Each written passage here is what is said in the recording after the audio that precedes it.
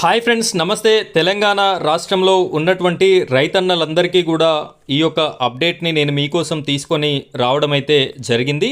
అది ఏమిటి అంటే, ఇప్పటివరకు 5 ఎకరాల వరకు కూడా ఈ యొక్క రైతు భరోసాకి సంబంధించినటువంటి డబ్బులైతే క్రెడిట్ అయినట్టుగా మనకు తెలుస్తుంది. అయితే ఇప్పటివరకు ఈ 5 ఎకరాలకి సంబంధించినటువంటి డబ్బులు ఏ రైతు అకౌంట్లో అయితే జమ కాలేదో వారు మళ్ళీ అప్లికేషన్ అయితే చేసుకునేటటువంటి అవకాశాన్ని తెలంగాణ రాష్ట్ర ప్రభుత్వం కల్పించడం అయితే జరిగింది. ఆ యొక్క అప్లికేషన్కి చివరి తేదీ కూడా ఈ రోజునే నిర్ణయించడం అయితే జరిగింది. రైతన్నలందరికీ కూడా విజ్ఞప్తి చేస్తున్నాను. అదేవిధంగా ఈ వీడియో చూస్తున్నటువంటి మన సబ్స్క్రైబర్స్ అండ్ వ్యూయర్స్కి కూడా నా తరపున మీకు రిక్వెస్ట్, ఈ వీడియో అనేది ప్రతి ఒక్క రైతన్నకి చేరే విధంగా మీరు లైక్ అండ్ షేర్ చేస్తారని మనస్ఫూర్తిగా కోరుకుంటున్నాను. ఎందుకు అంటే, ఈ యొక్క రైతు భరోసా డబ్బులు ఎవరికైతే అకౌంట్లో జమ కాలేదో వారు మిస్ కాకుండా ఈ వీడియో చూసినట్టయితే ఈరోజు అప్లై చేసుకోవడానికి అవకాశం ఉంది. కాబట్టి తప్పనిసరిగా వారు అప్లై చేసుకునేటటువంటి అవకాశాన్ని కోల్పోకుండా ఉంటారు.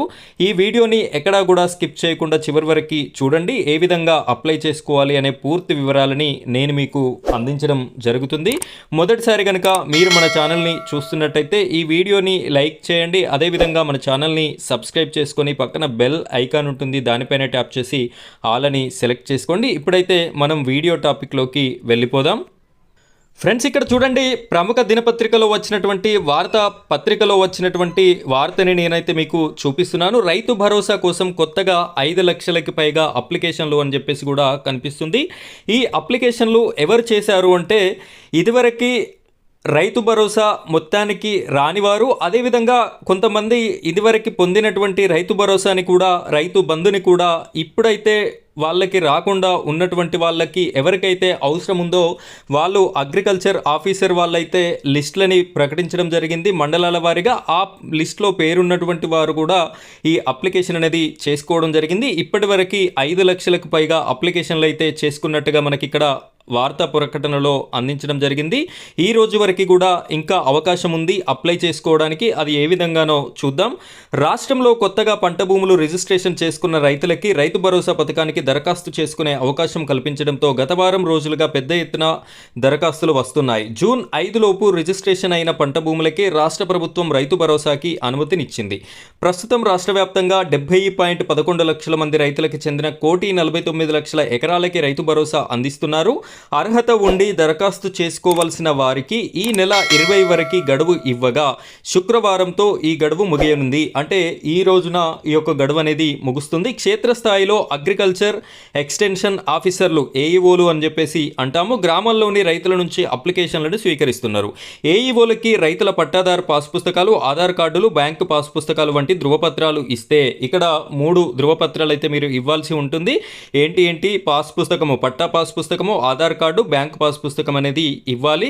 రైతు భరోసా పోర్టల్లో నమోదు చేస్తున్నారు. ఇప్పటికే దాదాపు 5 లక్షలకు పైగా అప్లికేషన్లు వచ్చినట్లు సమాచారం. తక్కువ సమయం గడువు ఇవ్వడంతో రైతుల నుంచి ఒత్తిడి పెరిగిందని అధికారులు అంటున్నారు. కొత్తగా భూమి యజమాన్య హక్కులు పొందిన రైతులకి రైతు భరోసా పథకం వర్తింపజేయాలని ప్రభుత్వం నిర్ణయించి ఈ నెల 5ను కటాఫ్ తేదీగా ప్రకటించింది. నిర్ణీత గడువులోగా పంట భూముల క్రయ విక్రయాలు మ్యూటేషన్ జరిగి యజమాన్య హక్కులు పొందిన రైతులకి ఈ వానాకాలం సీజన్కి సంబంధించి రైతు భరోసాను వర్తింపజేస్తున్నారు.